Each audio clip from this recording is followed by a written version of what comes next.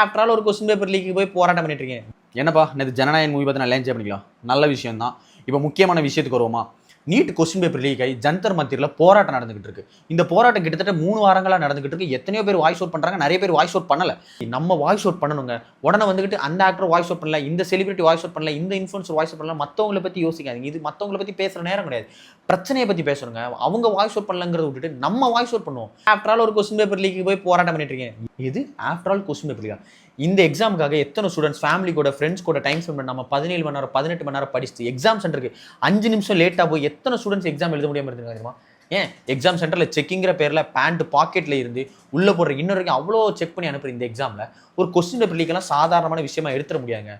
கொஸ்டின்காக எத்தனை பேர் உயிரை போட்டு படிப்பாங்க. நிறைய அப்பா அம்மாவுக்கு அவங்க நகையை விற்று, அவங்க லேண்டை விற்று, அவங்க விவசாயத்தை விட்டு தான் பொண்ணு டாக்டர் ஆயிட மாட்டாலோ, தான் பொண்ணு ஒரு சர்ஜன் ஆயிட மாட்டாலோ அவ்வளோ கஷ்டப்பட்டு படிக்க வைக்கிறாங்க. நீங்கள் என்னன்னா அசால்ட்டாக கொஸ்டின் பேப்பர் லீக் பண்ணிக்கிட்டு நாங்கள் வந்து பார்த்துக்குறோம், ஆக்ஷன் பண்ணுறோம்னா என்ன ஆக்ஷன் நடந்துச்சு இதுவரை? இல்லை, எனக்கு புரியல. ஸோ இதுக்கு கண்டிப்பாக கவர்மெண்ட் ஒரு ஸ்ட்ரிக்டான ஆக்ஷன் எடுத்தே ஆகணும்.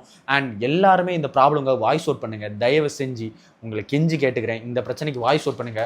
நீங்களே நினைக்கலாம், ஏன்டா உனக்கே ஒரு 200 ஃபாலோவர், ஒரு 1000 பேர் உன் வீடியோ பார்க்குறேன், நீ எல்லாம் ஏன்டா வீடியோ போடுற, நீங்கள் பேசுறீங்க, எனக்கு புரியுது.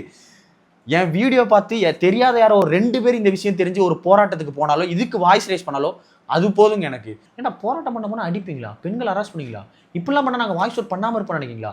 இந்த பிரச்சனைக்கு காரணமானவங்களுக்கு தக்க தண்டனை கிடைக்கிறதுக்கும் நாங்கள் வாய்ஸ் அவுட் பண்ணுறது நிப்பாட்ட மாட்டோம், போராட்டமும் நிற்காது. கைஸ், இப்போ நம்ம வாய்ஸ் அவுட் பண்ணாமல் விட்டோன்னா நாளைக்கு இதே மாதிரி வேறு பிரச்சனை வரான்னு என்ன நிச்சயம்? India is a democratic country. நம்ம கேள்வி கேட்குறது நம்மளோட உரிமை. கேள்விக்கான பதில் கிடைக்கிற வரைக்கும் நம்ம கேட்டுக்கிட்டே இருப்போம்.